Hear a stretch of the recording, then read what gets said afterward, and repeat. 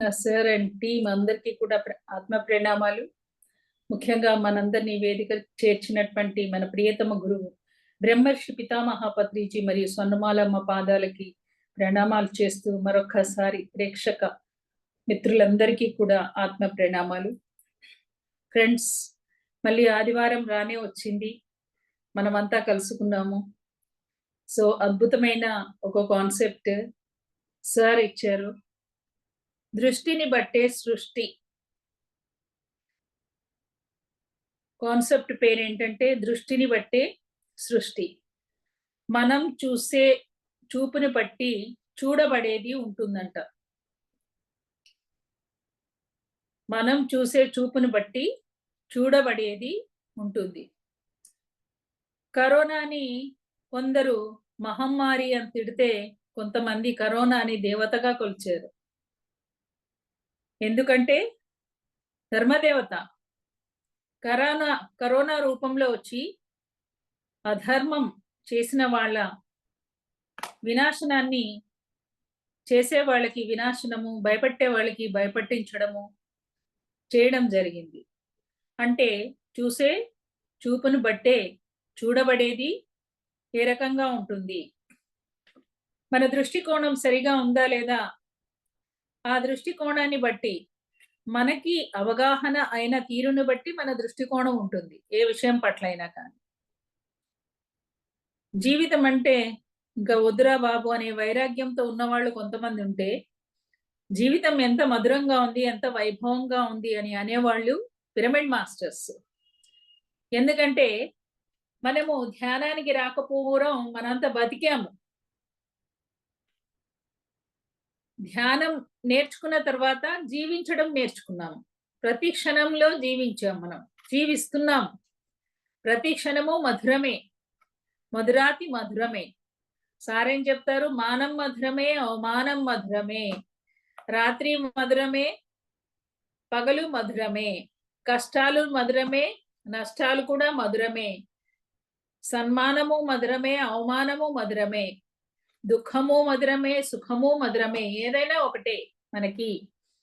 ఎందుకని సత్యం తెలిసిపోయింది, మనం నేర్చుకోవడానికి వచ్చాము. ఆ క్రమంలోనే ఈ పాఠాలన్నీ మనము సృష్టించుకున్నవి. ఆ ఎంపిక, గయ్యాళి గంగమ్మైన భార్యని ఎంపిక చేసుకుని మనమే.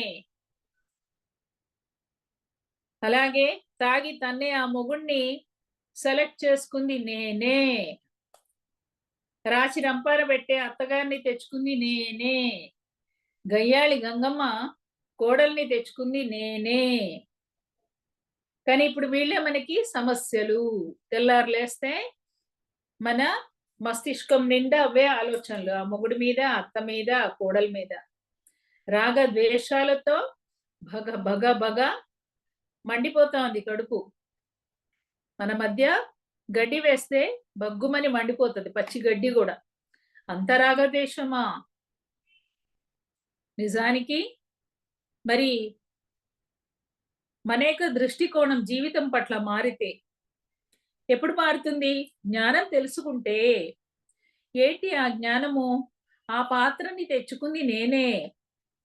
పైలోకాల్లోకి వెళ్ళి నేను నేర్చుకోవాల్సిన పాఠాలకి ఎలాంటి పాత్రలు రావాలి అనేది సృష్టించుకుంది ఎవరు? మనమే. మన గురువులంతా వీళ్ళే, కుటుంబ సభ్యులే, ఆత్మ సహచరులే మన గురువులు. మనం నేర్చుకోవాల్సిన సిలబస్ అంతా మన కష్టాలు, నష్టాలు, అవమానాలు, మన జబ్బులు, ఇవే మన సిలబస్. ఆ సత్యము తెలుసుకున్నవాడు వైభవంగా జీవిస్తాడు. దృష్టికోణం మారిపోతుంది. ఇన్నాళ్ళు ఈ మొగుడు ఎప్పుడు మారుతాడు, ఈ అత్తగారు ఎప్పుడు మారుతారు, ఆ పెళ్ళాం ఎప్పుడు మారుతుంది అని ఎదురు చూసాం. ఇప్పుడు ఏం తెలిసిపోయింది? సత్యము ఎవరు మారరు, జ్ఞానము తెలుసుకున్నవాడు మాత్రమే మారుతాడు. మనం మారుతాం. అవునండి, పెళ్ళాం అలాగే ఉంటుంది. బుద్ధి కర్మానుసారే. వాడి కర్మను బట్టి వాడి బుద్ధి ఉంటుంది. నువ్వెలా మారుస్తావు? వాడంతే తామసికంలో ఉన్నాడు, రజోగుణంలో ఉన్నాడు, ఇంకా సత్వంలోకి రాలేదు. ఇంకెన్ని జన్మలు పడుతుందో. నువ్వున్నావు శుద్ధ సాత్వికంలో. మారాల్సింది నువ్వు ఒక దైవంగా మారితే మమాత్మ సర్వభూతాత్మ అక్కడ నువ్వే కనిపిస్తుంటావు. ఇక అప్పుడు నీకు బాధ రాదు. ఆ పెళ్ళాం తిడుతున్నా హీ అని నవ్వుతా ఉంటావు. అదేంటి నవ్వుతున్నావు అని అడుగుతుంది ఆవిడ. అక్కడ నేనే అని చెప్తావు నువ్వు. వీడికి ఏదో పిచ్చి పట్టినట్టుంది, అక్కడ నేనే అని నన్ను పట్టుకొని అంటాడేంది. ఇక్కడ నేనే అక్కడ నేనే, ఎవరిని తిట్టినా ఏం లేదు అక్కడ. ఆ స్థితికి వెళ్ళిపోవాలి మనం. వెళ్ళిపోయినప్పుడు మన దృష్టికోణము మారుతుంది. అందుకనే దృష్టిని బట్టే మన సృష్టి ఉంటుంది. నెక్స్ట్ స్టెప్ మనం ఏం చేయాలి అనేది, మన ఆలోచన సృష్టి ఎలా ఉంటుంది, మన వాక్ సృష్టి ఎలా ఉంటుంది, మన యొక్క చేతుల యొక్క సృష్టి ఎలా ఉంటుంది అనేది ఈ టాపిక్ ఇవాళ మనం నేర్చుకోబోతున్నాం. దృష్టిని బట్టి సృష్టి. ఇప్పుడు ఈ చర్మ చక్షువులకి ఈ గదిలో ఉన్నాయన్నీ కనిపిస్తాయి, మనకు ఎదురుగా ఉన్నాయన్నీ కనిపిస్తాయి. కానీ నా వెనకాల ఉన్నాయి నాకు కనిపిస్తాయా? కనిపించవు కదా. నా వెనక ఉన్నాయి నాకు కనిపించవు, నా ముందు ఉన్నాయి నేను చూడగలుగుతాను ఈ చర్మ చక్షువులతో. మరి నాకు వెనకాల ఉన్నాయి కనిపించకపోతే వెనకాల ఉన్నాయి లేనట్ట కాదు కదా. నేను నా తలని నా మెడని వెనక్కి తిరిగి చూస్తే అప్పుడు అవి కనిపిస్తాయి, అవునా కదా. మరి నా చూపు ఉన్నంత మేరకి నేను చూసి నా చూపు కనిపించనంత మాత్రాన అవి లేనట్లు కాదు కదా, అంతేనా. అలాగే ఎన్నో దివ్య లోకాలు ఉన్నాయి. చర్మచక్షువులకి కానరాని దివ్య చక్షువుకి కానవచ్చే సత్యాలు ఎన్నో ఉన్నాయి. అవి లేనట్లా కాదు కదా. మనము సాధన చేస్తే ఉన్నాయా లేదా అనే సత్యం మనకు తెలుస్తుంది. అప్పుడు నీ దృష్టికోణం మారుతుంది. అప్పుడు వరకు నువ్వు ఎట్లా జీవిస్తావు? తెల్లారు లేవగానే ఎదిరింటోడు చూడు, వాడి అపార్ట్మెంట్ తెల్లారు లేవగానే కనిపిస్తా ఉంటది, మనసంతా నీరు నీరైపోతుంది. నేను ఇంకా ఈ కిరాయి కొంపలోనే ఉన్నా, నేను ఎప్పుడు కట్టుకుంటానో. కనీసం అపార్ట్మెంట్ లో ఒక ఫ్లాట్ అన్న దిక్కులేదు. అపార్ట్మెంట్ దాకా ఎందుకు, వాడు నిన్నగాక మొన్నొచ్చాడు, కాంట్రాక్టర్ అంట, ఎంత సంపాదించాడో. తెల్లారు లేవగానే ఇవే ఆలోచనలు. ఆవిడ చూడు ఒంటి నిండా నగలేసుకుంటది, వేసిన నగ వేయకుండా వేసుకుంటది, కట్టిన చీర కట్టకుండా కడుతుంది. బాబాబా ఎక్కడి నుంచి వస్తాయో వీళ్ళ డబ్బులన్నీ. ఇదే దృష్టి. పైసామే పరమాత్మ హే అనుకుంటాడు వీడు. నేనెప్పుడు సంపాదిస్తానో, ఎంతసేపు ఎదుటి వాళ్ళతో పోల్చుకోవడం, ఎంతసేపు ఎదుటి వాళ్ళతో పోటీ పడడం. నా అన్న ఎంత సంపాదించాడు, నా అక్క ఎంత సంపాదించాడు, నేనెప్పుడు సంపాదించాలి. ఇవే ఆలోచనలు, మరొకటి లేదు. శరీరవత్గా జీవిస్తా ఉంటాము. మన దృష్టికోణం అంతవరకే ఉంది మరి, అంతే కదా. నీ కనుచూపు మేరకి నువ్వు చూడగలిగినప్పుడు, నీ వెనకాల ఏముందో నువ్వు చూడనప్పుడు నీ వెనకాల అది లేనట్లా కాదు కదా. అలాగే నీ చర్మ చక్షువులకి కానరాని లోకాలు, దివ్యలోకం ఉంది, కానీ నువ్వు దివ్య చక్షు ఓపెన్ చేసుకుంటేనే చూడగలవు. అది చూసినప్పుడే నీకు సత్యం అనేది తెలుస్తుంది. అప్పుడు ఆత్మవత్గా జీవిస్తావు, నీ దృష్టికోణం మారుతుంది. ప్రతి ప్రాణిలో కూడా ఆ పరమాత్ముని నువ్వు దర్శిస్తావు. వీటికి కొన్ని ఎగ్జాంపుల్స్ చెప్తారు సార్. దృష్టికోణము అనేది ఏ రకంగా ఉంటుంది అనడానికి, మహాభారతంలో కురుక్షేత్ర సంగ్రామానికి ముందర శ్రీకృష్ణ పరమాత్ముడు వెళ్ళి సంధి కోసం ప్రయత్నం చేస్తాడు, కానీ ఆ సంధి ఫెయిల్యూర్ అవుతుంది. యుద్ధానికి దారులు తెరవబడతాయి. అప్పుడు శ్రీకృష్ణ పరమాత్ముడు వచ్చి చెప్పేస్తాడు అర్జునుడికి, సిద్ధంగా ఉండండి, ఇంకా యుద్ధం తప్పదు అని. ఇక దుర్యోధనుడు శ్రీకృష్ణుడు బయలుదేరతారు. అర్జునుడు కృష్ణుడి దగ్గరికి. ఎందుకని? యుద్ధానికి పిలవాలి కదా, కృష్ణుని పంచుకోవాలి కదా. ఫస్ట్ ఎవరు వస్తారు? దుర్యోధనుడు వస్తాడు. దుర్యోధనుడు రాగానే అతనికి ఎవరు కనిపిస్తారు? అతని తల కనిపిస్తది. శ్రీకృష్ణుడి యొక్క తల. వెళ్లి తల దగ్గర కూర్చుంటాడు. అర్జునుడు తర్వాత వస్తాడు. అర్జునుడికి ఏం కనిపిస్తాయి? కృష్ణుడి యొక్క పాదాలు కనిపిస్తాయి. వెళ్లి పాదాల దగ్గర కూర్చుంటారు అర్జునుడు. కళ్ళు తెరవగానే కృష్ణుడికి ఎవరు కనిపిస్తారు? శ్రీకృష్ణుడు కనిపిస్తాడు. తర్వాత అప్పుడు తల తిప్పి తన దగ్గర కూర్చున్న దుర్యోధనుడిని చూస్తాడు. అడుగుతాడు, ఎందుకు వచ్చారు మీరు అని. అంటే కురుక్షేత్ర సంగ్రామం రానుంది కాబట్టి మీ యొక్క సహాయం మాకు కావాలి. మీ దగ్గర సైన్యం ఉంది, మీరున్నారు. అంటే అప్పుడు కృష్ణుడు అంటాడు, నేనో పక్క నా సైన్యమో పక్క ఉంటారు, ఎవరికి ఏది కావాలో తెలుసుకోండి. దుర్యోధనుడు లోపల మదన పడుతూ ఉంటాడు. నేను ఫస్ట్ అడగాలి, ఎందుకంటే అంత సైన్యం, వేల సైన్యం, ఈ కృష్ణుడు ఒకడు నేనే చేసుకుంటాను, వేల సైన్యం ఉంది కదా, ఆ సైన్యం అంతా నేనే తీసుకుంటే నా సైన్యం సంఖ్య పెరుగుతుంది కదా అని అనుకుంటాడు. చూడండి ఆయన దృష్టికోణం ఎట్లా ఉందో. క్వాంటిటీ, క్వాలిటీ మీద లేదు, క్వాంటిటీ.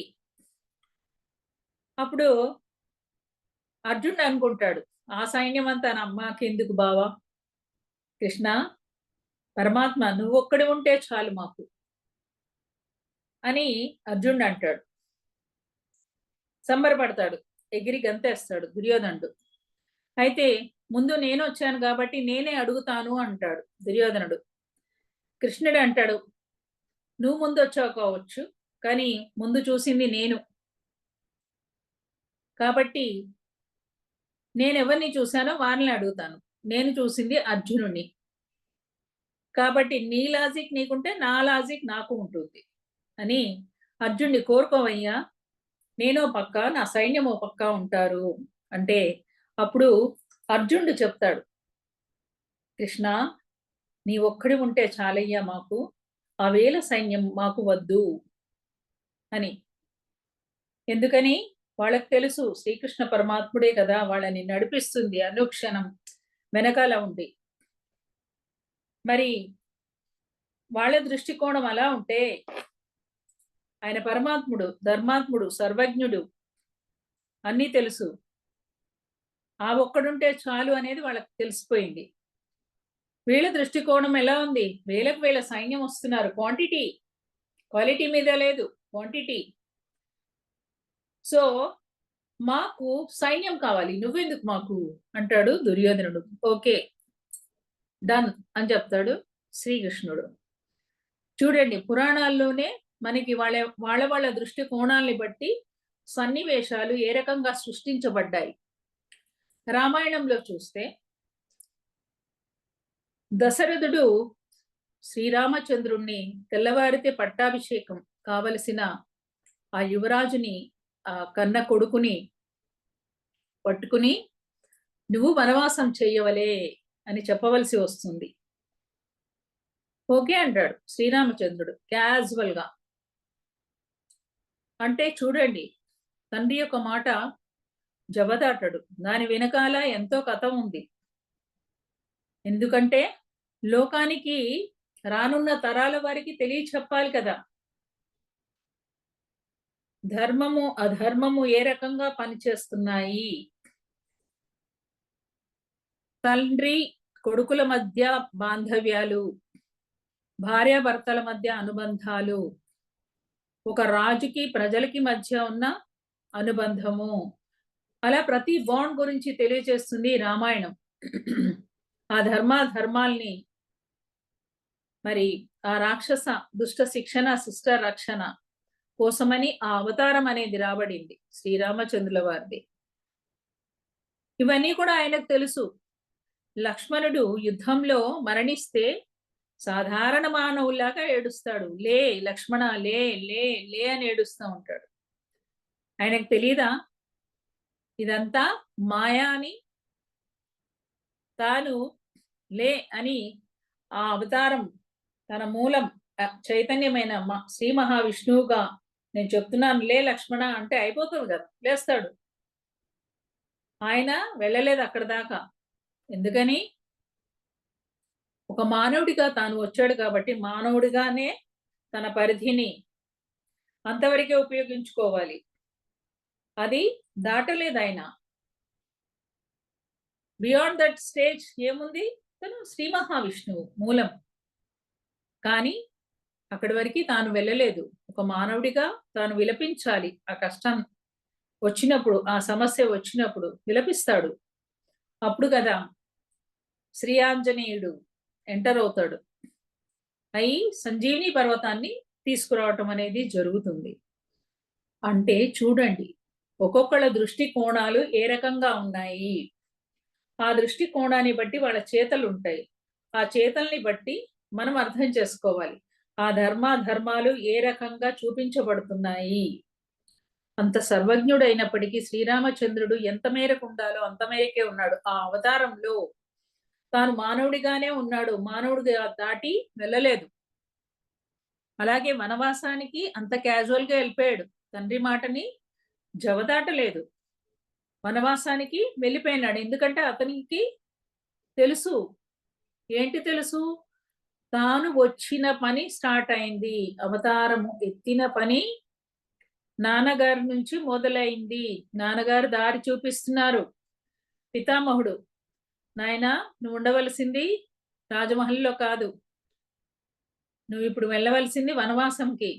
అక్కడి నుంచి నువ్వొచ్చిన పని, నీ అవతార కారణానికి ఏ పనైతే ఉందో ఆ పని మొదలవుతది. భరత వెంటే ఆ ఇల్లాలు. ఎందుకంటే సీతామాత అక్కడ అపహరించబడాలి. ఇవన్నీ వాళ్ళకి తెలీదా? తెలుసు. తెలిసి కూడా సామాన్య మానవుల్లాగా వాళ్ళు ఉన్నారు. చూడండి. మనందరికీ కూడా సాధారణ మానవులైన మరి మనందరికీ కూడా రానున్న తరాల అందరికీ కూడా తెలియచెప్తుంది రామాయణము, భారతము ఎలా ఉండాలి ఒక మానవుడిగా, సరియైన మానవుడిగా, సత్యం, ధర్మం ఎలా పాటించాలి, ఎలా మనము నడుచుకోవాలి అనేది తెలియచెప్పటానికి మాత్రమే. ఆ దుష్ట శిక్షణ, శిష్ట రక్షణ చేయటానికి ఆ ప్రభు ఎప్పుడు కూడా సిద్ధంగా ఉంటాడు.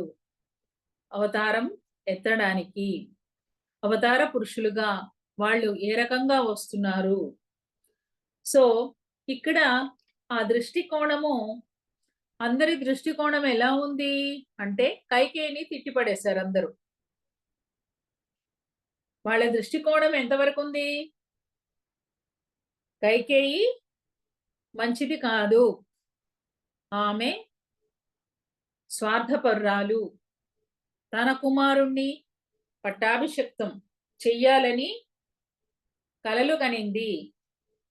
అప్పటిదాకా కౌసల్య కన్నా ఎంతో ప్రేమించింది రాముణ్ణి కైకేయి. మందర చేపట్టి మారిపోయిందని అక్కడ మందర పాత్రను కూడా దూషించారు ప్రజలందరూ. అంటే మనందరి దృష్టికోణం అక్కడి వరకే ఉంది. కానీ మూలాలు తెలీదు మనకి. మనకి మూలాలు తెలుసా? తెలీదు.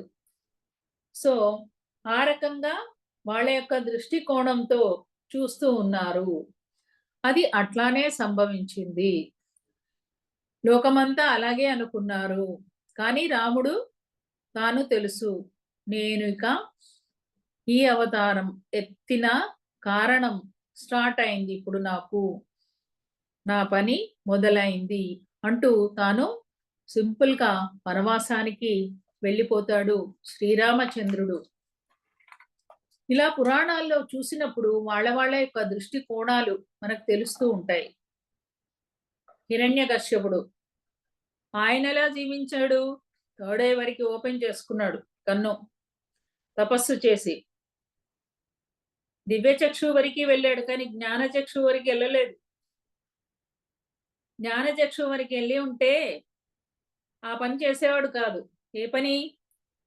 కన్న కుమారుణ్ణే వధించే పనులు. అతడు పూనుకున్నాడు. కన్న కొడుకునే వధించాలనే ప్రయత్నాలు చేస్తాడు. ఎందుకని? తన శత్రువైన నారాయణ మంత్రాన్ని జపిస్తూ ఉంటాడు.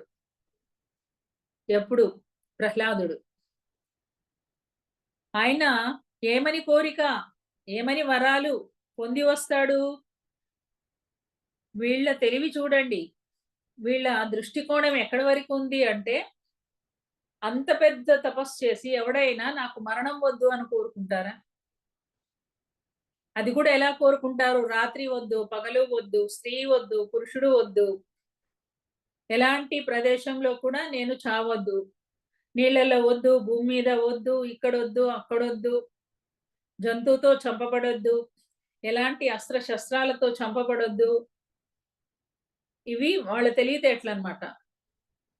ఆ తెలివితేటలన్నీ అంటే వాళ్ళ దృష్టికోణం ఎక్కడి వరకుంది? పుట్టినవాడు గిట్టక మానడు. గిడితేనే మళ్ళీ ఫర్దర్‌గా పురోగమనం ఉంటుంది తన జన్మకి. ఆ జ్ఞానం లేదక్కడ. తాను మరణించవద్దు, దేవతల్ని పీడించాలి. మరణించవద్దు తాను అని అంత ఘోర తపస్సు చేసి భోలాశంకరుడు ప్రత్యక్షం కాగానే ఈ వరాలన్నీ ముందర పెడతాడు. రాత్రి పగలు చనిపోవద్దంటే సూర్యాస్తమయంలో చంపేస్తారు, సంధ్యా సమయంలో. నీటిలోనూ భూభాగం మీద చనిపోవద్దు, ఎక్కడా చనిపోవద్దు, అక్కడ ఇక్కడ అని పెడతాడు. గడప మీద చంపేస్తారు. ఏ అస్త్ర శస్త్రాలు కూడా ఉపయోగించొద్దు అంటే గోర్లతో చీల్చి పడేస్తాడు. మనిషితో చావద్దు, జంతువుతో చావద్దు అంటాడు. సగం మనిషి, సగం జంతువుగా వస్తారు. లక్ష్మీ నరసింహస్వామి. వీడికే ఇన్ని ఆలోచనలుంటే భగవంతుడికి ఎన్ని ఆలోచనలుండాలి? ఆ! అది వాడి దృష్టికోణం. శరీరవత్తుగా జీవిస్తున్నాడు. నేను అంటే ఆత్మ. మరణము ఉండొద్దు అనుకుంటున్నాడు. అసలు మరణం ఎక్కడుంది? లేనే లేదు కదా! తాను సదా ఉన్నాడు. ఆ జ్ఞానం లేదు. ఎందుకంటే థర్డ్ ఐ వరకే వచ్చి ఉన్నాడు కాబట్టి అహంకారభరితంగా అతను బిహేవ్ చేస్తున్నాడు. ఎప్పుడైతే దివ్య చక్షుతో పాటు జ్ఞాన చక్షువు వరకి వాళ్ళ సాధన ఉండి ఉంటే, జ్ఞాన చక్షువు తెరుచుకున్నవాడు ఎలా ఉంటాడంటే వినమ్రతగా ఉంటాడు. వినయశీలుడుగా ఉంటారు. నమ్రతగా ఉంటారు. సర్వజ్ఞులుగా ఉంటారు. మమాత్మ సర్వభూతాత్మగా జీవిస్తారు. వాళ్ళ దృష్టికోణం అంతా పూర్తిగా మారిపోతుంది. ఆత్మవత్‌గా జీవిస్తారు. శరీరవత్‌గా ఉండరింకా. అది దృష్టికోణం. సో, మరి మన దృష్టికోణం ఎట్లా ఉంది? తెల్లారి లేవగానే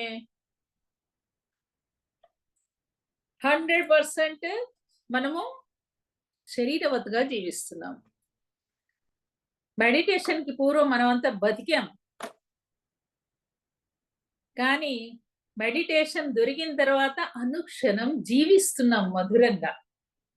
జీవించడం అంటే ఏంటి? తాదాత్మ్యత చెందడం. వైభవంగా జీవిస్తున్నాం. అంతఃపురం బతికాం. ఏదో బతికాం. పుట్టలోని చెదలు పుట్టవా, గిట్టవా అన్నట్టుగా. పుడుతున్నాం, చస్తున్నాం, పుడుతున్నాం, చస్తున్నాం, తింటున్నాం, పెళ్ళిళ్ళయినియి, కుక్కిలో పడ్డాం, మళ్ళీ చచ్చాం, మళ్ళీ వచ్చాం. ఇదే ట్రెండ్ మనకు తెలుసు. అంతే కదండీ! ముసలోళ్ళు అయిపోగానే మొదలుపెడతారు. కొంత ఆస్తి దాచుకోవాలి. ఆ కొడుకు చూస్తాడో, ఈ కొడుకు చూస్తాడో ముల్లే దాచుకోవాలి. ఇక కుక్కిలో పడతాం, కుక్కిలో పడతాం అని ముందు వీళ్ళే ఓపెన్ చేస్తా ఉంటారు డోరు. పుణ్యాత్ముడై ఉండి కూడా కుక్కిలో పడాల్సిందే అనుకుంటారు. ఎందుకని? జ్ఞానం లేక. అలా బతికాం. దాన్ని బతుకు అంటారు. కానీ ఎప్పుడైతే ధ్యానం చేస్తామో ప్రతి క్షణాన్ని మధురంగా జీవిస్తాము. అందుకే సారేమంటారు? మానవమానాలు కూడా మధురమే. అవమానం జరిగిందా? మధురమే. సన్మానం జరిగిందా? మధురమే. తినలేదా? మధురమే. తిండి లేదా తినడానికి? మధురమే. ఉద్యోగం పోయిందా? మధురమే. బిజినెస్ లాస్ వచ్చిందా? మధురమే. ఏం నేర్చుకోవాల్సిందో అక్కడ? అన్నీ మధురమే. రోగం వచ్చిందా? మధురమే. ప్రతిదీ కూడా మధురమే. సార్ ఇంకేం చెప్తారు? We are not human beings. Come to have spiritual experiences అంటారు.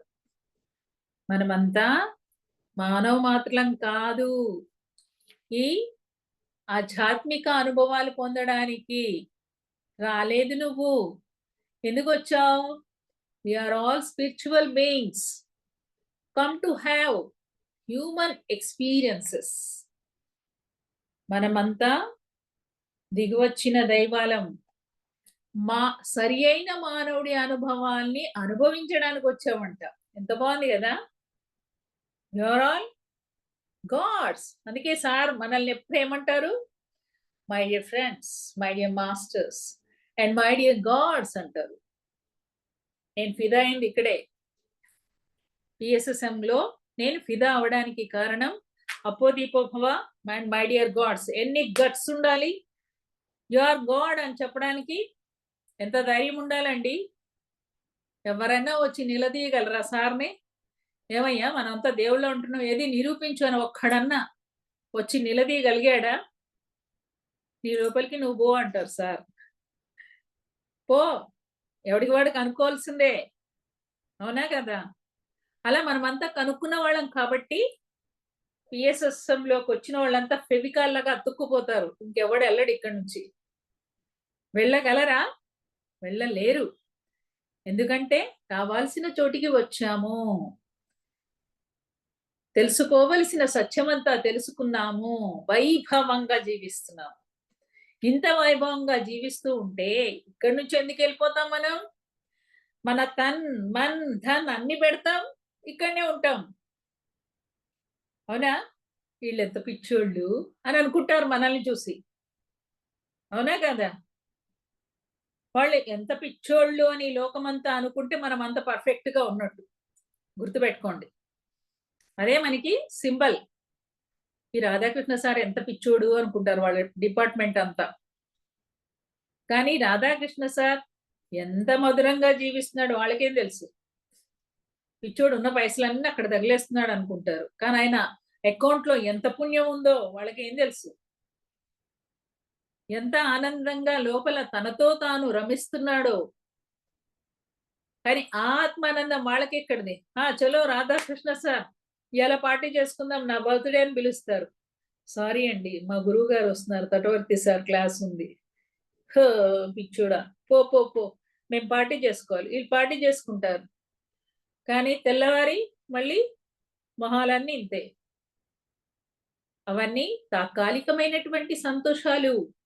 ఇది ఆత్మానందం అనేది శాశ్వతమైనది. అది కావాలి మనకి. అందుకోసం మన దృష్టికోణం మార్చుకోవాలి. ఎలా మార్చుకోవాలి? ఆత్మవత్గా జీవించాలి. ఆత్మవత్గా జీవించాలి అంటే సత్యం తెలుసుకోవాలి. సాధన మనకిచ్చారా? ఆ సాధన సరిగా చెయ్యాలి మనము. సాధన సరిగా ఉన్నప్పుడే మనం ఆత్మవత్గా జీవించగలుగుతాం. మన భావన మారుతుంది, మన దృష్టికోణం మారుతుంది. లేదంటే ఎంతసేపు డబ్బుతో కొలుస్తాము, డబ్బుతో పోల్చుకుంటాము, పదవులతో పోల్చుకుంటాము. ఏం ఏం చేస్తారు మీరు? నేను స్కూల్లో చెప్పరాసినండి. నేను ఆఫీసర్‌నండి అంటే ఇతన్నొక రకంగా, అతన్నొక రకంగా పిఎస్ఎస్ఎంలో చూస్తామా మనం? అసలు మనం అడగనే అడగం. నువ్వేం చేస్తావు? నీదేం కులము? ఈ బ్యాక్‌గ్రౌండ్‌లన్నీ అడుగుతామా? అడగము. ఎవరేం కులమో కూడా తెలీదు. ఎవరేం ఉద్యోగాలు చేస్తున్నారో కూడా తెలీదు మనకి. అనుభవాలు ఏమున్నాయి? ఎన్ని పిరమిడ్‌లున్నాయి? మీరెలా ధ్యాన ప్రచారాలు చేస్తున్నారు? ఇవ్వే మన ముచ్చట్లు. ఇంకోటి లేదు. తెల్లారి లేస్తే శాకాహార ర్యాలీలు, పిరమిడ్లు, అన్నదానాలు, పిరమిడ్ పార్టీలు. ఇదే. ఇంకా ఎక్కడెక్కడ మనం చెప్పొచ్చు. ఏ రకంగా మనం క్లాసులు చేయాలి. కొత్త కొత్త పేర్లతో. ఈ రకమైన ఆలోచనలుంటాయి. అంతే తప్పిస్తే వీడేం కులము? వీడెంత సంపాదిస్తున్నాడు? వీడేం ఉద్యోగం చేస్తున్నాడు? ఇవి మనకు అవసరం లేదు. నేరోగా ఆలోచించడం ఎప్పుడో మర్చిపోయింది మన మైండ్. మన మైండ్‌కి ఇంకా ఏవి ఫీడ్ కావు మన కంప్యూటర్‌లో.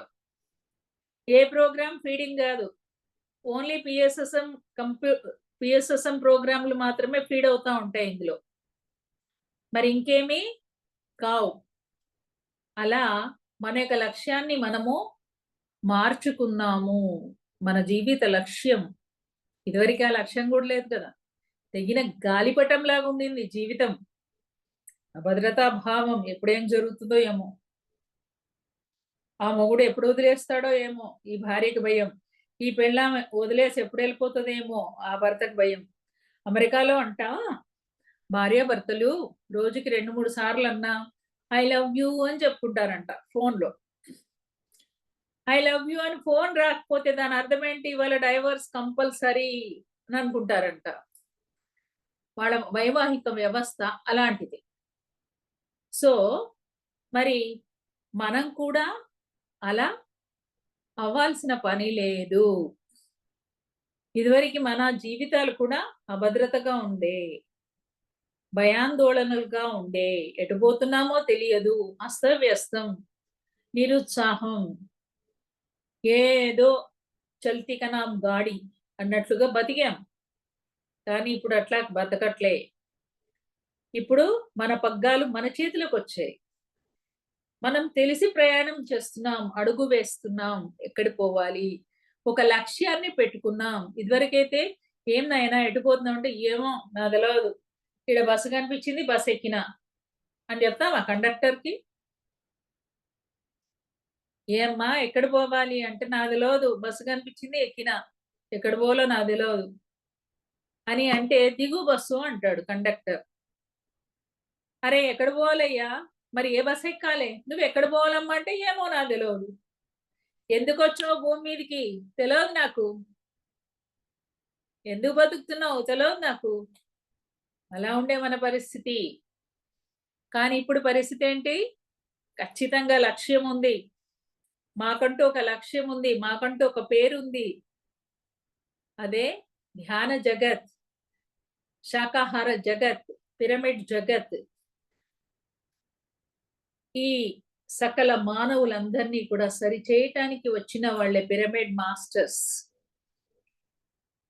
ఈ జగత్తుని ఫిఫ్త్ డైమెన్షన్‌లోకి తీసుకెళ్లడానికి వచ్చిన వాళ్ళే పిరమిడ్ మాస్టర్స్. ప్రస్తుతం భూమండలం మీద ఏమి జరుగుతుందో తెలియచెప్పడానికొచ్చిందే పిరమిడ్ స్పిరిచువల్ సొసైటీస్ మూవ్‌మెంట్. అందుకోసమని మానవులందరినీ జాగృత పరిచి, వాళ్ళకి అర్హత, యోగ్యత ఏ రకంగా వస్తదని తెలియచెప్పటానికి వచ్చిన వాళ్ళే పిరమిడ్ మాస్టర్స్. అంత గొప్ప పనితో వచ్చాం మనమంతా. మరి మన యొక్క దృష్టికోణం ఎట్లా ఉండాలి? మన మీద మనకి ఎంత గర్వంగా ఉండాలి? బయటికెళ్తున్నామంటే ఒక సైనికుడిలాగా ఎళ్ళాలి. మన దృష్టి ఎవరెవరు దొరుకుతారు? ఎవరెవరికి చెప్పాలి? ఆటో డ్రైవర్‌ని కూడా వదిలిపెట్టం మనం. నాయనా పాంప్లెంట్ లేదు. పీఎంసీ ఛానల్ చూడండి అని చెప్తాం. మనకుంది గదా ఇప్పుడు. లేదు గుర్తుండదు నాకు అంటే పత్రిజీ స్పీచెస్ అని కొట్టండి అని చెప్తాం. పత్రిజీ స్పీచెస్ అని కొట్టారనుకోండి ఆటోమేటిక్‌గా పీఎంసీ కనెక్ట్ అవుతుంది మనకి.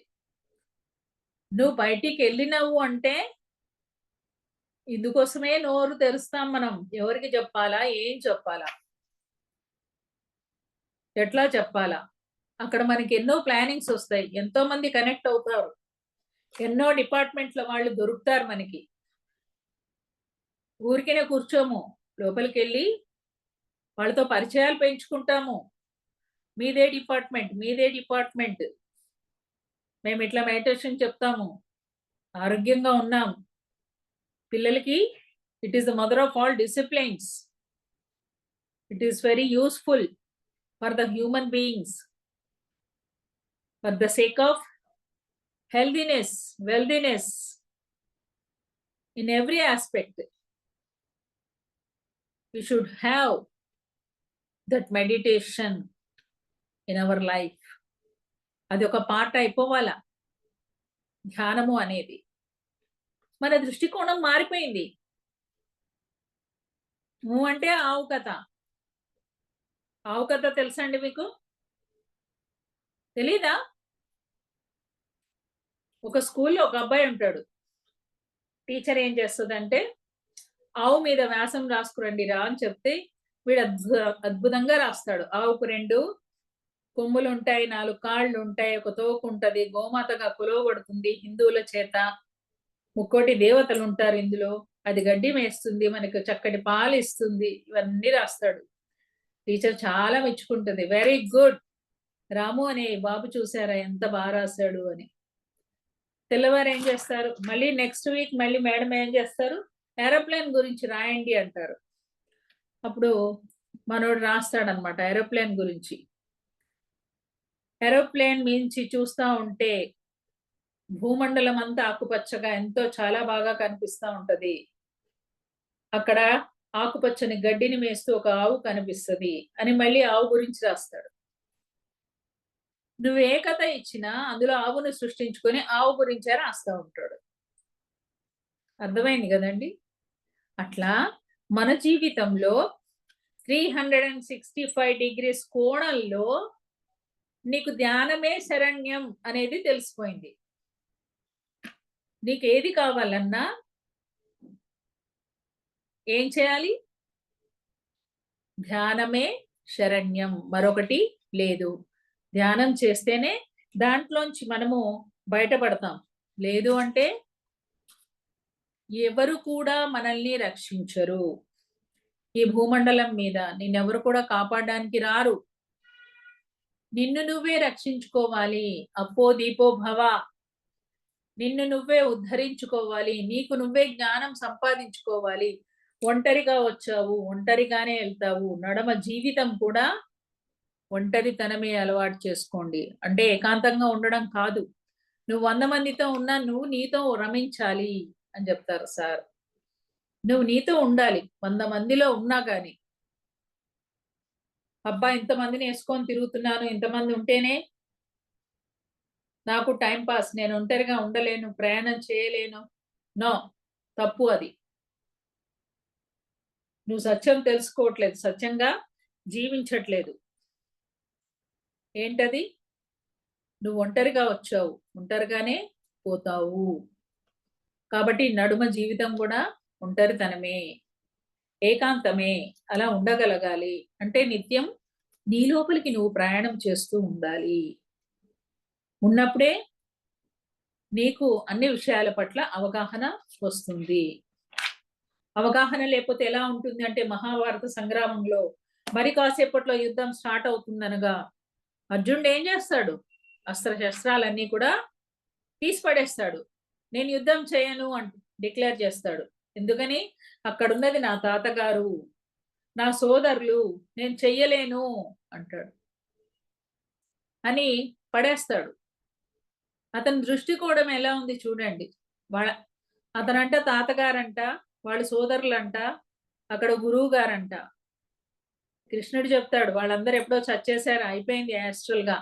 6 నెలల ముందే చచ్చిపోతారు యాస్ట్రల్‌గా. తర్వాత ఫిజికల్‌గా చచ్చిపోతారనమాట. 6 నెలల ముందే నేను వాళ్ళందరిని చంపేసా. జస్ట్ ఇప్పుడు నువ్వు యాక్షన్ చేయాలి అంతే అని చెప్తారు. 10 రోజులవుతుంది యుద్ధం స్టార్ట్ చేసి. భీష్మ, కురువృద్ధులు వీళ్ళ సైన్యం మొత్తాన్ని సర్వనాశనం చేస్తున్నాడు. వీళ్ళ సైన్యమంతా చచ్చిపోతున్నారు సైనికులంతా. అర్జునుడు తాను చంపే ప్రయత్నం చేయడు భీష్ముడిని. కృష్ణుడికి కోపం వస్తది. తాను రథం దిగుతాడు. ఇక నేను ఊరుకోను. నువ్వు చంపట్లేదు, నేను చంపేస్తా ఇప్పుడు అతన్ని అని సుదర్శనాయుధాన్ని పట్టుకుంటాడు. వచ్చి కాళ్ళ మీద పడతాడు. హే కృష్ణ, నువ్వు మాట ఇచ్చావు. నేను యుద్ధం చేయను. కేవలం కూర్చుంటాను రథం మీద. రథం నడిపిస్తాను అంతే. నేను యుద్ధం చేయను. ఆయుధం పట్టను అన్నావు. నీ మాట నేను గెలిపించాలి. కాబట్టి నేను చంపేస్తాను భీష్ముణ్ణి అని ఆ భీష్ముని దగ్గరికెళ్ళే అడుగుమంటాడు. ఈ ఈ ఐడియా ఇచ్చింది కూడా కృష్ణుడే. తాత నువ్వు ఎట్లా చచ్చిపోతావు అని అడుగు. అంటే ఆ తాతగారు ఎంత ముద్దుగా చెప్తాడో ఆన్సర్ కూడా. శిఖండిని తీసుకొచ్చి నీ ముందర పెట్టుకో, అప్పుడు నేను చచ్చిపోతా అంటాడు. అంబా, అంబిక, అంబాలిక శాపం ఉంటుంది కదా. ఆ శిఖండి ముందర ఎప్పుడైతే పెడతారో అప్పుడు ఆయన యుద్ధం చేయడు. అస్త్రాలు వదిలేసి రథం దిగినప్పుడు అప్పుడు బాణాలేస్తాడు అర్జునుడు. ఆయన నేల మీద కొరగకుండా అంపశయ్య సృష్టించి దాని మీద పడుకుంటాడు భీష్మాచార్యుడు. చూడండి మరి అర్జునుడి యొక్క దృష్టికోణం ఎలా ఉంది, కృష్ణుడి యొక్క దృష్టికోణం ఎలా ఉంది? ఆయన సర్వజ్ఞుడు. మరి అధర్మం మీద ధర్మం విజయం చూపించాలి. అక్కడ కురుక్షేత్ర సంగ్రామం అంటే మామూలు విషయమా? కొన్ని తరాల వారికి వెళ్ళే సందేశం అది. అందుకోసమే పుట్టాడు తను అర్జునుడు. ఆ యుద్ధం అందుకోసమే జరగాలి. అలాంటి యుద్ధాన్ని అతడు అస్త్రశస్త్రాలు పడేస్తా అంటాడు. అక్కడ భీష్మాచార్యుడు అందరిని చంపేస్తా ఉంటాడు. అంటే తాను ఇంకా శరీరవత్గా ఉన్నాడు తన దృష్టికోణంలో. సోదరుడు, గురువు, తండ్రి గారు, పెద్ద తండ్రి గారు అని ఇవి చూస్తున్నాడు అర్జునుడు. ఆయన దృష్టికోణం అంతవరకే ఉంది.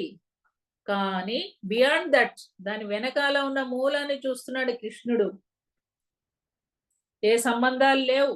ఈ జన్మకి వీళ్ళు బంధాలు. అయిపోయింది కథ. 6 నెలల క్రితమే వాళ్ళందరూ చచ్చిపోయారు. ఇప్పుడు నువ్వేం చేయాలా? బాణాలు ఎయ్యాలా? వేయి అని కృష్ణ పరమాత్ముడు ఎప్పుడైతే భగవద్గీత చెప్పి అతనికి నాలెడ్జ్ ఇచ్చినాక కదా అప్పుడు తాను అస్త్ర శస్త్రాలు పట్టి మరి చంపుదామని బయలుదేరుతాడు. యుద్ధం సరిగా చేయటం మొదలు పెడతాడు. ఇలా మన యొక్క దృష్టికోణం సరిగా ఉన్నప్పుడు మళ్ళీ అతని దృష్టిని ఇటువైపు మరల్చి యుద్ధాన్ని చక్కగా జరిగేటట్టు చేస్తాడు శ్రీకృష్ణ పరమాత్ముడు. గౌతమ బుద్ధుడిని చూసినప్పుడు చూడండి, తెల్లారులేస్తే మనందరికి ఎన్నో కనిపిస్తాయి. మరణం కనిపిస్తుంది, రోగాలు వచ్చిన వాళ్ళు కనిపిస్తారు, ఓహో అని ఏడుస్తూ దుఃఖాల మీద దుఃఖాలు, కష్టాల మీద కష్టాలు ఉన్నవాళ్ళు కనిపిస్తారు. కానీ మన హృదయం ఎందుకు కరగలే? మనం ఎందుకు ఇల్లు వదిలిపెట్టి పోలే? సత్యం తెలుసుకోవడం కోసం గౌతమ బుద్ధుడు వెళ్ళాడు చూడండి. అతని దృష్టికోణం ఎలా ఉంది చూడండి, ఎంత విశాలంగా ఉంది. దాని వెనక ఆ మూలాల్ని తెలుసుకోవాలనే జిజ్ఞాసతో ఆ రాజమహల్ని, ఆ రాజ్యాన్ని, తన భార్యని, తన కుమారుణ్ణి సైతం వదిలేసి సత్యాన్వేషలోకి వెళ్తాడు గౌతమ బుద్ధుడు. తాను తెలుసుకున్న సత్యాన్ని వెంటనే, తాను ఎంతమంది గురువుల దగ్గరికి వెళ్ళారో వెంటనే వాళ్ళందరికీ చెప్పాలని తాను మరి ఆ దివ్య దృష్టితో చూసినప్పుడు వాళ్ళంతా కూడా శరీరం వదిలేశారని తెలుస్తుంది. తనతో పాటు శుశ్రూష చేసిన కొంతమంది స్నేహితుల్ని కలుస్తాడు. కలవగానే వాళ్ళ పిలుస్తారు, రా సిద్ధార్థ అంటే, నేను ఇప్పుడు సిద్ధార్థను కాదు, నేను బుద్ధుణ్ణి అయ్యాను, బుద్ధ అని పిలవండి అని చెప్తాడు. ఎంత గట్స్ ఉండాలండి అట్లా చెప్పడానికి? సత్యం తెలుసుకున్నాడు తాను 3 జాముల్లోనే. మొదటి జాములో గత జన్మలన్నీ చూసుకున్నాడు. రెండవ జాములో ఈ జన్మకి సంబంధించిన కర్మలేంటో చూసుకున్నాడు. మూడో జాములో ఈ కర్మల్ని ఎలా తొలగించుకోవాలి అనేది తెలుసుకున్నాడు. ఈ సత్యాలన్నీ కూడా మరి అందరికీ చెప్పాలి. మరి ఆ రకంగా తాను సన్యాసం తీసుకుని సత్యం తెలుసుకున్న తర్వాత మళ్ళీ ఇంటికి వెళ్ళొచ్చు కదా, భార్య బిడ్డలతో ఉండొచ్చు కదా. అక్కడికి ఆ సినిమా అయిపోలేదు. అసలైన సినిమా స్టార్ట్ అవుతుంది అప్పుడే. ఏంటది? తాను తెలుసుకున్న సత్యాన్ని ఈ జగత్తుకి తెలియచెప్పాలి, సకల మానవాళికి ఈ జ్ఞానాన్ని అందచేయాలి అని పూనుకొని తాను ఆ ధర్మ ప్రచారాని కోసం తన జీవితం అంతా కూడా పెట్టేస్తాడు. ఆ రకంగా తాను సన్యాసిగా ఉంటాడు. అయితే ఈ రకమైనటువంటి సన్యాసాన్ని ఏమంటారంటే వివిధిష సన్యాసం అంటారు. ఏంటి వివిధిష సన్యాసము అంటే, తాను సత్యాన్వేషణలో సన్యాసం తీసుకుని మళ్ళీ వెనక్కి రాడు సంసారిగా. అలాంటి వాళ్ళను వివిధిష సన్యాసం అంటారు. సన్యాసాలు 4 రకాలుగా ఉన్నాయంట. మొదటిది మరకట సన్యాసం, కోతి సన్యాసం అంటారు. రెండవది ఆపత్ సన్యాసం, మూడవది వివిధిష సన్యాసం, నాలుగోది విద్వత్ సన్యాసం. ఇలా 4 రకాల సన్యాసాలు ఉన్నాయంట. మర్కట సన్యాసం అంటే కోతి సన్యాసం. ఒకడేం చేస్తాడు, పెళ్ళాంతో బాగా గొడవ పట్టుకొని ఇల్లు వదిలిపెట్టి వెళ్ళిపోతాడు హిమాలయాల్లోకి. హిమాలయాలోకి వెళ్ళిపోయినాడంటే అందరూ ఏమనుకుంటారు, అబ్బా ఆయన సన్యాసి అయిపోయాడు అనుకుంటారు. కానీ అక్కడ ఏం చేస్తాడు, ఇంకో అమ్మాయిని చూసి పెళ్లి చేసుకుని మళ్ళీ అక్కడ కాపురం మొదలు పెడతాడు. సో దీన్ని కోతి సన్యాసం అంటారంట, మరకట సన్యాసం. ఇక రెండవది ఆపత్ సన్యాసం. ఈ ఆపత్ సన్యాసం ఏంటి అంటే, ఒకానొక ధనికుడు ఏం చేస్తాడంటే, అప్పటిదాకా పిల్లికి కూడా బిచ్చం పెట్టడు. ఇంకో వారం రోజుల్లోగా చస్తాడు అని అనుకున్నప్పుడు సన్యాసం తీసుకుంటాడనమాట. సన్యాసం తీసుకుంటే ఆ రోజుల్లో పుణ్యము అని చెప్పేవాళ్ళు. సన్యాసం తీసుకుని అతడు అన్ని పరిత్యజిస్తూ ఉంటాడు. కానీ ఆ సన్యాసం అనబడుతుందా? అనబడదు కదా! దీన్నేమంటారు అంటే ఆపత్ సన్యాసం అని అంటారు. ఇక నెక్స్ట్ వివిదిష సన్యాసం. వివిదిష సన్యాసము అంటే మన గౌతమ బుద్ధుల వారు చేసింది వివిదిష సన్యాసం. సత్యాన్వేషణలో అన్నీ వదులుకొని, అన్నీ వదిలేసుకుంటాడు. వదిలేసుకుని బయలుదేరతాడు. సత్యం తెలుసుకున్న తర్వాత మళ్ళీ వాటిని పొందడం కోసం వెనక్కి రాడు. ఆ భౌతిక జీవితం కోసమని వెనక్కి రాడు. రాకుండా తాను నేర్చుకున్న సత్యాన్ని అందరికీ ఆ జ్ఞానాన్ని అందిస్తూ ఉంటాడు. దీన్ని వివిదిష సన్యాసం అని అంటారు. ఇక చివరిదైన నాలుగవది విద్వత్ సన్యాసం. విద్వత్ సన్యాసం అంటే ఏంటి అంటే, వివేకానందుడు కూడా 14 సంవత్సరాల బాలుడిగా ఉన్నప్పుడు సత్యాన్వేషిగా మారి మన గౌతమ బుద్ధుల వారి లాగానే ఇంట్లోంచి వెళ్ళిపోతాడు. స్వామి వివేకానంద కూడా మరొక ఎగ్జాంపుల్. మరి విద్వత్ సన్యాసులు ఎవరయ్యా అంటే, మనమందరం కూడా విద్వత్ సన్యాసులుగా ఉంటాం. ఎట్లా అంటే రామకృష్ణ పరమహంస గారు ఎగ్జాంపుల్. ఆయన భార్యను వదిలిపెట్టడు, సంసారం వదిలిపెట్టడు, ఇల్లు వదిలిపెట్టడు. ఇంట్లోనే ఆయన నిర్మాణం చేస్తూ ఉంటాడు. పిరమిడ్ మాస్టర్స్ కూడా అంతే కదా! భార్యను వదిలిపెట్టరు, ఇల్లు వదిలిపెట్టరు, ఉద్యోగం వదిలిపెట్టరు, సంసారం వదిలిపెట్టరు. కానీ ధ్యాన ప్రచారం చేస్తారు, శాకాహార ర్యాలీలు చేస్తారు, పిరమిడ్లు కడతారు. అవునా? ఈ 3 లక్ష్యాలతో ముందుకెళ్తారు. సత్యయుగ స్థాపన కోసం ఇంత పని చేస్తారు. తన్, మన్, ధన్ 3 పెడతారు. అలా విద్వత్ సన్యాసం చేస్తున్న వాళ్ళు పిరమిడ్ మాస్టర్లు అని చెప్తారు. అంటే ఆయన రామకృష్ణ పరమహంస నేలను వదిలి నింగిలో సాము చేయలేదు. నేల మీదనే నిల్చుని నింగిలో సాము చేశాడు. పిరమిడ్ మాస్టర్లు కూడా అంతే. ఎంత నింగిలోకి ఎగసినా వాళ్ళ కాళ్ళు ఎక్కడుంటాయి? నేల మీదే ఉంటాయి. దాని అర్థం ఏంటి అంటే, మన యొక్క ఏ ధర్మాన్ని కూడా వదిలిపెట్టము మనము. సంసారపక్షంగా ఉంటాము. ఆధ్యాత్మికంగా ఎదుగుతాము. ఎలా ఎదుగుతాము? ఒక సన్యాసిలాగా. అన్నిటి పట్ల కూడా మనము ముక్తి మోక్షాన్ని కలిగి ఉన్నాము. ఇప్పుడు దేని మీద వ్యామోహం లేదు. ఇదివరకైతే లేడీస్ అందరూ కూడా, జెంట్స్ అంతా ఇప్పుడు సంబరపడుతున్నారంట. హమ్మయ్య! మాకు ఖర్చు తగ్గింది అని. లేపోతే చంపేవాళ్ళు. బంగారం కొని, పట్టు చీరలు కొని, ఇవ ఈ ఇవన్నిటికన్నా కూడా బ్యూటీ పార్లర్ ఖర్చు బాగా తగ్గిందంట లేడీస్‌కి. ఇప్పుడు దాని మీద లేదు వ్యామోహం. ఫేషియల్ అని, బ్లీచింగ్ అని, ఐబ్రో షేప్‌లని, మేకప్పులని, లిప్‌స్టిక్‌లని ఎంత ఖర్చు? ఇదేమీ లేదు ఇంకా. మెడిటేషనే ఆ గ్లో తీసుకొస్తా ఉంది. పురుషులందు పుణ్య పురుషులు వేరయ్యా అన్నట్లుగా 1000 మందిలో ధ్యానులందరినీ ఇలా ఏరుకోవచ్చు మనం. ముత్యాల్లాగా మెరిసిపోతా ఉంటారు. డైమండ్స్ లాగా ఆ వెలుగులు కనిపిస్తూ ఉంటాయి మొహాల్లో. ఆ దివ్యత్వంతో ఓలలాడుతూ ఉంటారు. ఇంకా ఫేషియల్ ఎందుకు? అసలు అద్దమే చూసుకోవడం లేదు. స్నానం చేసి టిక్లీ పెట్టుకొని గబగబా తల దూసుకొని వచ్చేయడమే బయటికి. పౌడర్‌లు కూడా లేవిప్పుడు. అద్దం చూసుకొని ఎన్ని రోజులయిందో. దృష్టి దాని మీద లేదు. దేని మీదుంది? మన లక్ష్యం మీదుంది. ఈరోజు నేను క్లాస్‌కి రావడానికి కారణం లేట్‌గా రావడానికి కారణం ఏంటంటే, కరీంనగర్‌లో ఒక పిరమిడ్ సెంటర్‌లో ఈరోజు ఉగాది సందర్భంగా క్లాస్ పెట్టారక్కడ. హర్షిత వాళ్ళ ఇంట్లో. సో, అక్కడ క్లాస్ జరుగుతా ఉంది. ఎంత అద్భుతంగా వచ్చింది క్లాస్ అంటే, అంతా కొత్త వాళ్ళు. ఏదో హాయ్, బాయ్ అన్నట్టుగా వస్తున్నారు వాళ్ళంతా. దొరికారు ఇవాళ పత్రిజీకి. ఏసుకున్నాడు. వాళ్ళని నవ్విస్తూ మొత్తానికి బుట్టలేసుకున్నారు సార్. అట్లా వచ్చింది క్లాస్. ఆ సంబరంలో ఫోన్ కాస్త మర్చిపోయా నేను.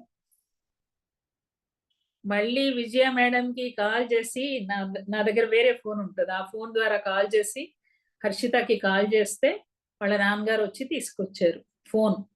అందుకని లేట్ అయిపోయింది. విజయాని అట్లాగే లింక్ కూడా పంపించమన్నాను. ఆ లింక్‌లోంచి మెల్లిగా జాయిన్ అయ్యా. అంటే చూడండి పిరమిడ్ మాస్టర్స్ ఎలా ఉన్నారు? ఏ కొంచెం సమయం దొరికినా, ఏ అవకాశం దొరికినా వదిలిపెట్టం మనం. అరే! ఈరోజు ఈ అవకాశం దొరికింది. కొంచెం 10 నిమిషాలు అటు ఇటు అయితే పోలా. మన వాళ్ళే గదా ఉందక్కడ. ధ్యానం చేసుకోమని చెప్దాము. అంటూ అక్కడ చక్కటి క్లాసొచ్చింది. ఆ క్లాస్ చెప్పుకొని బయలుదేరి వచ్చామనమాట. అది సంగతి. సో, అది పిరమిడ్ మాస్టర్స్. మరి పిరమిడ్ మాస్టర్స్‌కేం గావాలి? ఏమొస్తది ఇవన్నీ జేస్తే? సచ్చైక స్థాపనకి రెడీ చేస్తున్నాం మనం అనేది మర్చిపోవద్దు. మనం ఎప్పుడు గుర్తుపెట్టుకోవాల్సిందేంటి?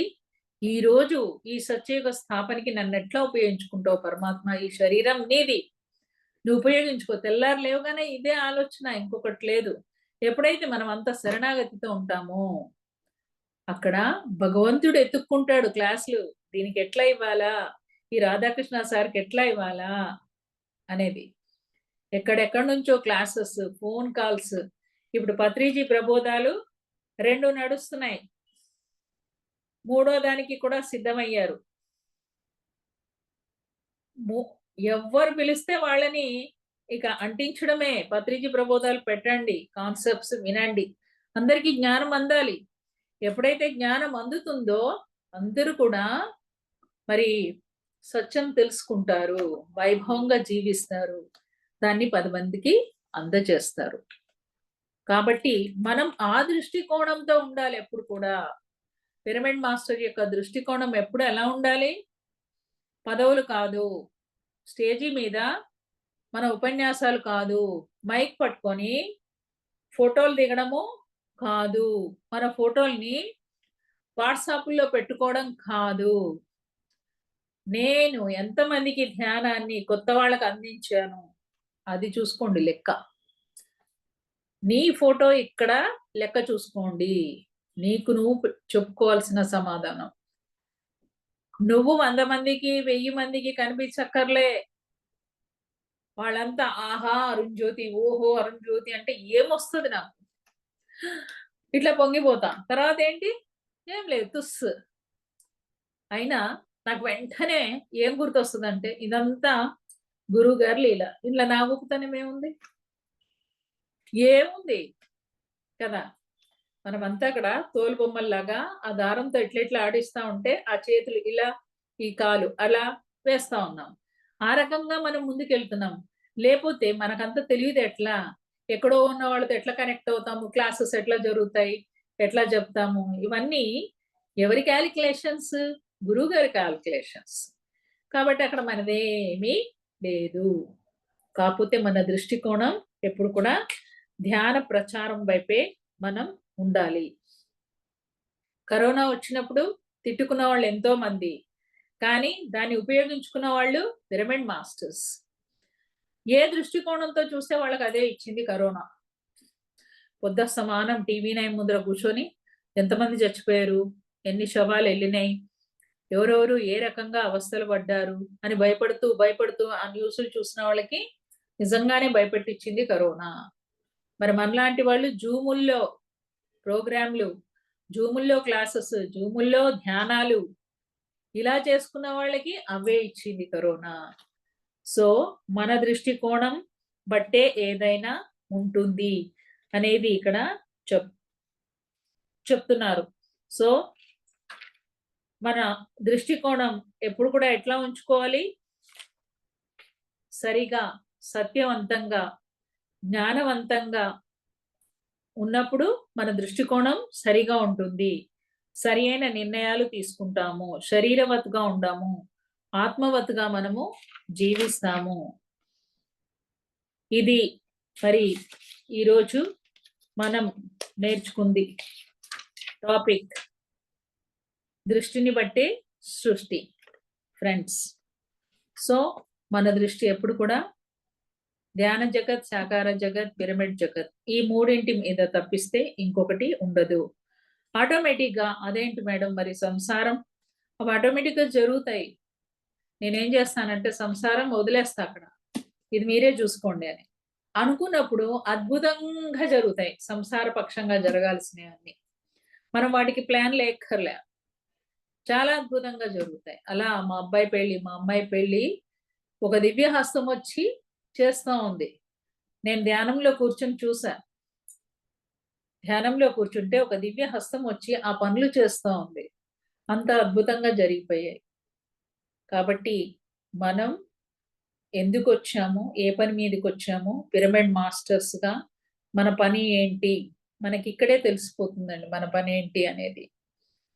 మనం ఎంతగా శరణాగతి అయి, ఆ దృష్టికోణంతో మనం ఉన్నప్పుడు మన ద్వారా అద్భుతమైన పనులు జరుగుతాయి. అద్భుతమైన జ్ఞానాన్ని అందుకుంటాం. ఆ జ్ఞానాన్ని 10 మందికి పంచుతాం. Okay friends. Thank you very much.